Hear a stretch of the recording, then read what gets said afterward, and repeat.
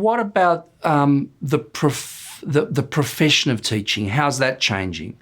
Well, what's interesting is that, education colleges like ours traditionally produced people who were going to become teachers. That was a profession for life, and it was in an institutionalised space where you got registration, you were officially licensed to be a teacher, and we as a college produce those kinds of people. Also here at the College of Ed, we produced the kinds of people who produce those kinds of people. So many of our graduates here from the College of Ed at the University of Illinois, who are PhD graduates, went on to teach teachers to be these things. But fundamentally it was about a job which was part of public service, mostly in the public domain, not entirely, and that was really the focus of education, the training to do this kind of professional practice.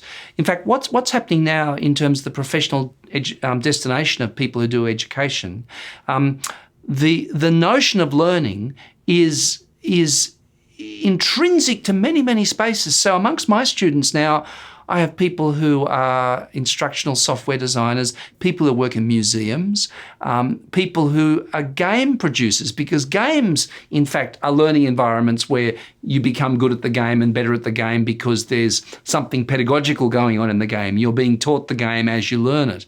In workplaces, there's this notion of learning organisations, which are not just organisations which have a training room off there where we go and do a training session, but organisations which are continually learning from their own experiences, which are documenting their own experiences and learning from those as a central part of the ethics of management.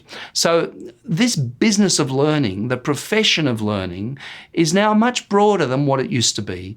And that's interesting. That gives us all sorts of opportunities, for example, for career change. You might become a teacher for a while and you might go and do something else in industry or in software or all sorts of, in museums or galleries. So in other words, we're now thinking of education as the discipline of education, that is, as something where we can train people to play a very, very useful role in many parts of society, not just schools generally or public schools more specifically. But the other thing that's interesting about education as a profession, and this tracks back to the point that I was making a minute ago about globalism, it's one of the very few professions which you can go away and profess anywhere in the world. So if you train to be a lawyer, legal jurisdictions, there are big and sometimes only subtle but important differences between one jurisdiction and another.